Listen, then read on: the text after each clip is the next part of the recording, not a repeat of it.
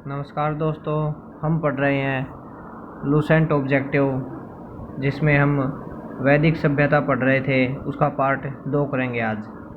चलो स्टार्ट करते हैं। 1 से 60 तक क्वेश्चन कल कर लिए थे, उससे आगे के क्वेश्चन आज करते हैं हम। क्वेश्चन नंबर 61 है ऋग्वेद के किन 6 मंडल को वस मंडल या गोत्र मंडल कहा जाता है? इसका ऑप्शन नंबर ए ठीक रहेगा। दूसरे से 7वें मंडल तक को गोत्र मंडल कहा जाता है। ठीक है, इससे अगला क्वेश्चन करते हैं 62। किस वेद में जादुई माया और वशीकरण का वर्णन मिलता है? देखो, जो भी जादू टोना का वर्णन मिलता है हमें अथर्ववेद से। ऑप्शन नंबर डी ठीक रहेगा। अगला क्वेश्चन है, आर्य शब्द इंगित करता है। आर्य शब्द श्रेष्ठ वंश को दर्शाता है। ठीक है, इसका ऑप्शन नंबर डी ठीक रहेगा। आगे चलते हैं। Question number 64। आर्य भारत में संभवतः आए थे। आर्य कहाँ से आए थे? आर्य मध्य एशिया से माना जाता है कि आर्य मध्य एशिया से आए थे। अगला क्वेश्चन, कौन सा वेद अंशतः गद्य रूप में भी रचित है? ये यजुर्वेद है, ये गद्य और पद्य दोनों रूप में लिखा हुआ है। ठीक है, अगला क्वेश्चन, अगर आगे चलते हैं। सभा और समितियाँ प्रजापति की 2 पुत्रियाँ थी का उल्लेख किस वेद में मिलता है? इसका वेद ये अथर्ववेद के अंदर इसका उल्लेख मिलता है कि सभा और समिति प्रजापुत्री की 2 पुत्रियाँ का नाम है। अगला क्वेश्चन, ऋग्वेद युग की प्राचीनतम संस्था कौन थी? प्राचीनतम संस्था ऋग्वेद की विदत थी। ऑप्शन नंबर सी करेक्ट है। अगला क्वेश्चन, ब्राह्मण ग्रंथों में सर्वाधिक प्राचीनतम कौन सा है? ब्राह्मण ग्रंथों में सर्वाधिक प्राचीनतम है शतपथ ब्राह्मण है। देखो, ऋग्वेद के बाद किसकी, अगर एक क्वेश्चन आए कि ऋग्वेद के बाद कौन सा क्या लिखा गया था? शतपथ ब्राह्मण ऋग्वेद के बाद लिखे जाने वाला ग्रंथ है। ठीक है, इससे चलो ठीक है, आगे चलते हैं। गोत्र व्यवस्था प्रचलन में कब आई? गोत्र व्यवस्था उत्तरवैदिक काल में गोत्र व्यवस्था का प्रचलन हुआ। ठीक है, अगला क्वेश्चन, अनुलोम विवाह का अर्थ क्या है? अनुलोम विवाह है कि उच्च वर्ण का पुरुष और निम्न वर्ण की नारी के साथ विवाह कर ले, उसे अनुलोम विवाह कहते हैं।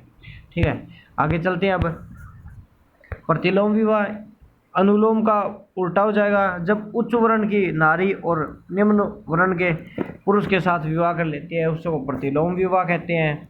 ठीक है, अब आगे चलते हैं। वैदिक युग में यव कहा जाता है। यव जो को कहा जाता था। वैदिक युग में यव जो को कहा जाता था। ठीक है, आगे व्रीहि शब्द किस के लिए प्रयुक्त हुआ है? व्रीहि है वो चावल के लिए प्रयुक्त हुआ है। व्रीहि शब्द चावल के लिए प्रयुक्त हुआ है दोस्तों। अगला क्वेश्चन करते हैं अथर्व का अर्थ क्या है? अथर्व का अर्थ है पवित्र जादू। जादू टोना वो अथर्ववेद के अंदर आता है, तो अथर्व का अर्थ होता है पवित्र जादू। आगे सुमेलित करना है। शिक्षा है वो ध्वनि शास्त्र के अंदर होती है। कल्प सूत्र है वो कर्मकांड है। निरुक्त भाषा शास्त्र निरुक्त है। और छंद है वो छंद शास्त्र है। तो ऑप्शन नंबर 1 इसका करेक्ट रहेगा। ठीक है दोस्तों, क्वेश्चन नंबर 77।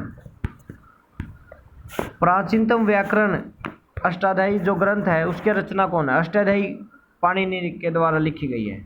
अष्टाध्यायी पाणिनि के द्वारा लिखी गई है। अगला क्वेश्चन है, निम्न में से कौन सा समृद्धि प्राचीनतम है?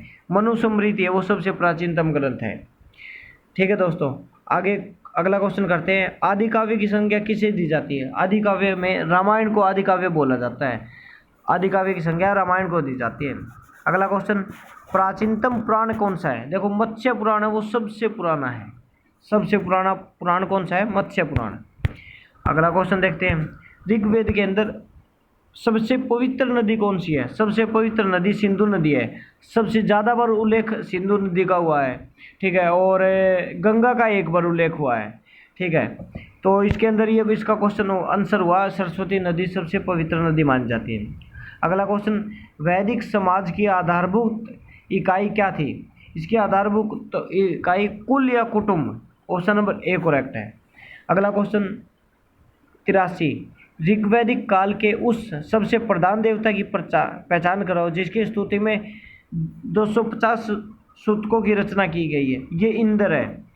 इंद्र के लिए 250 सूतकों की रचना की गई। और अग्नि के लिए बोले जाए, अगर अग्नि के लिए बोला जाए तो 200 आएगा। अग्नि के लिए 200 सुकत है और इंद्र के लिए 250 सुक्त है। ठीक है दोस्तों, अब आगे चलते हैं। किस वेद में सभा को नृष्टतम अर्थात सामूहिक वाद विवाद या अलंघनीय कहा गया है? ये देखो, अगर नारी से कोई भी वो आए तो दो ही है। अथर्ववेद के अंदर नारी को बोला गया है वाद विवाद, और मैत्री संहिता है। अगला क्वेश्चन देखो, अगले क्वेश्चन के अंदर ही है ये क्वेश्चन कि किस रचना में नारी को सुरा और पाशा के समान 3 प्रमुख बुराइयों में शामिल किया गया है? मैत्री संहिता। इन दो के अंदर नारी को नीचा देखा गया है, अथर्ववेद और मैत्री संहिता, ये ध्यान रखना। ठीक है, अगला क्वेश्चन करते हैं।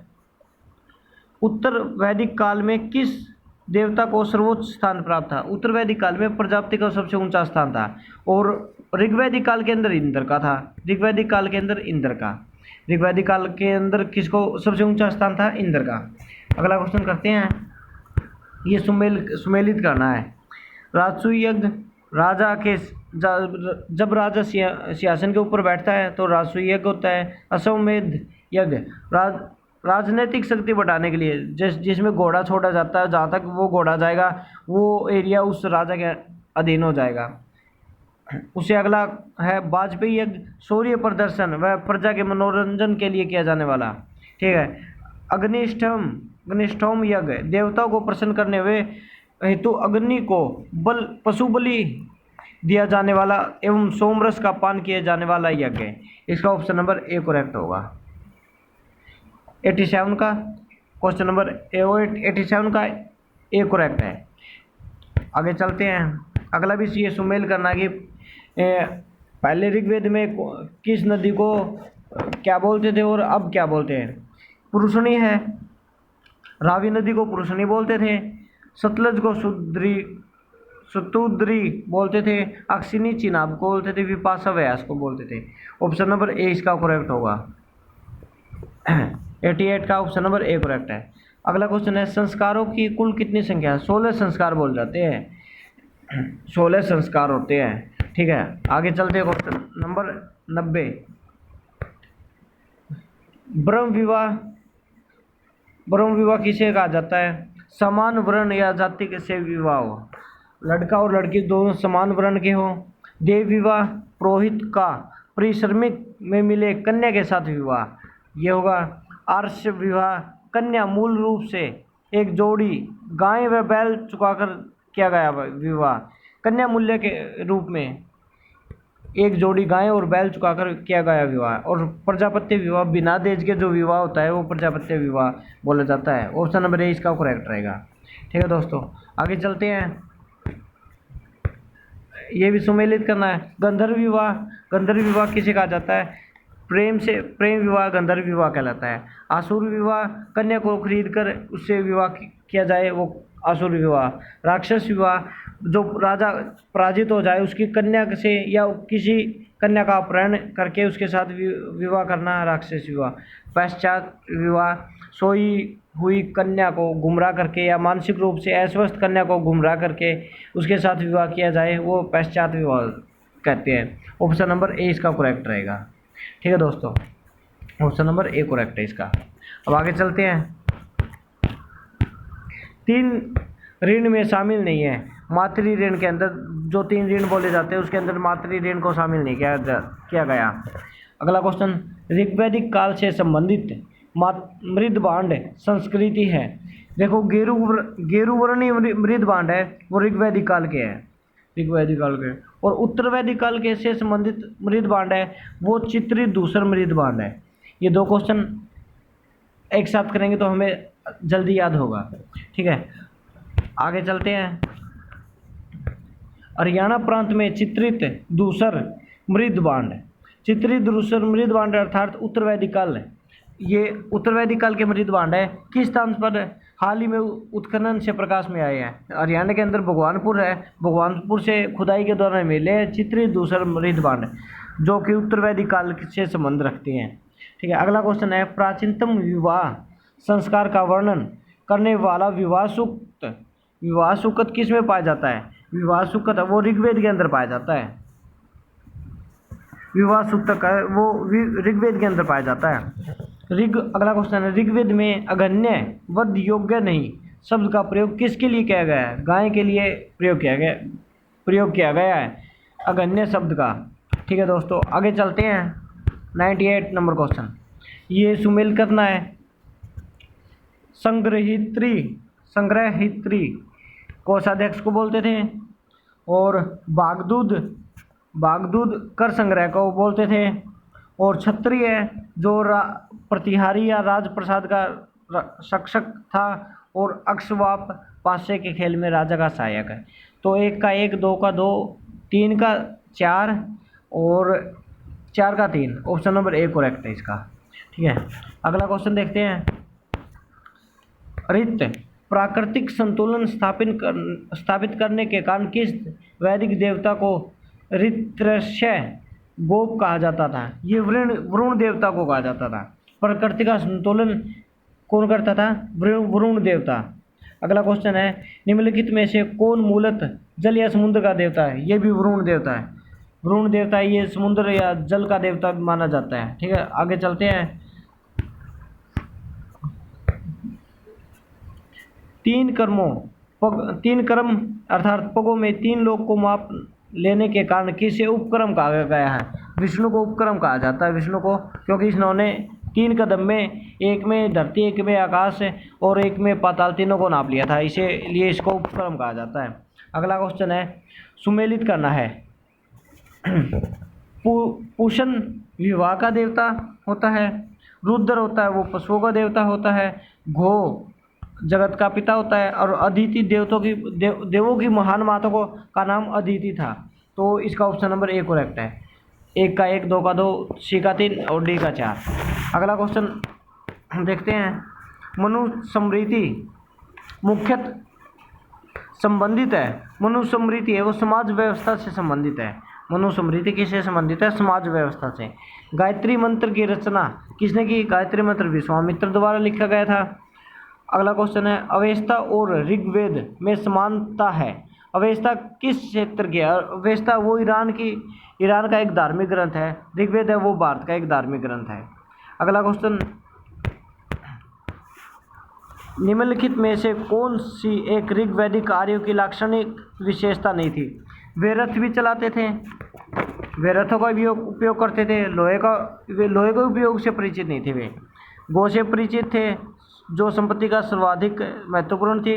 ताम्र आधुनिक काल के फल का उपयोग भी करते थे। तो वे किससे लाक्षणिक विशेषता नहीं थी? वे लोहे से परिचित नहीं थे। ऑप्शन नंबर बी करेक्ट है भाई, इसका बी। ठीक है, आगे चलते हैं। ऋग्वेद में निम्नलिखित किन नदी का उल्लेख अफगानिस्तान के साथ आर्यों के संबंध का सूचक है? उस कुंभाकुरुम नदी है, वे उन नदियों का वर्णन आता है ऋग्वेद के अंदर, जिसे पता चलता है कि आर्य अफगानिस्तान से होते हुए भारत के अंदर आए थे। ठीक है, अगला क्वेश्चन, धर्म तथा रीत भारत की प्राचीनतम वैदिक संस्कृति के एक केंद्रीय विचार को चित्रित करता है। इस संदर्भ में निम्नलिखित कथनों पर विचार कीजिए। नंबर 1 क्या कहता है? धर्म व्यक्ति के दायित्व एवं समय तथा दूसरों के प्रति व्यक्तिगत कर्तव्यों की संकल्पना करता है, ये ठीक है।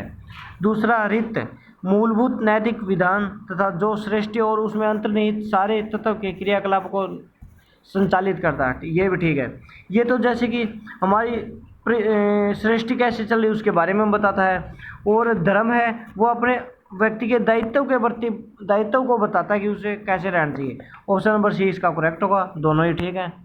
अगला क्वेश्चन करते हैं। आर्यों के आर्कटिक होम का सिद्धांत का पक्ष किसने लिया? ये बीजी तिलक ने इसका पक्ष लिया था, और आर्यों के आर्कटिक होम सिद्धांत का पक्ष। अगला क्वेश्चन करते हैं। सुमेलित करना है वैदिक नदियाँ और आधुनिक नाम। कुंभा है, कुंभा है वो काबुल के अंदर है। पुरुषनी है वो रावी नदी है। सदानीरा है वो गंडक है, और स्तुद्री सतलज को बोलते हैं। तो इसका हो गया कि एक का बी, एक का दो, दो का तीन और तीन का एक। ऑप्शन नंबर बी करेक्ट होगा इसका, ऑप्शन नंबर बी। ठीक है, 110 का ऑप्शन नंबर बी। आगे चलते हैं, अगला क्वेश्चन, ऋग्वेद के अंदर कितने सूक्तक है? तो ऋग्वेद के अंदर 1028 सूक्त है।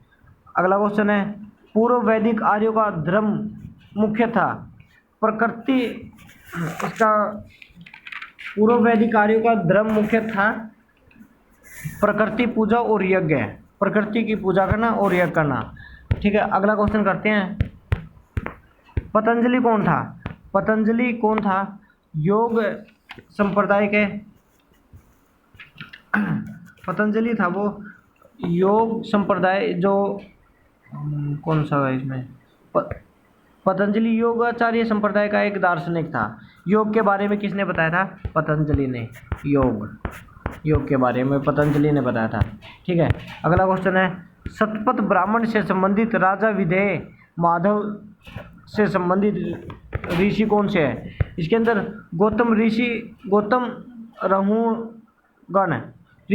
रहुगण है, वो राजा विदेह माधव से संबंधित है। ठीक है दोस्तों, अगला क्वेश्चन है करते हैं, ये मैंने फोटो क्लिक की है।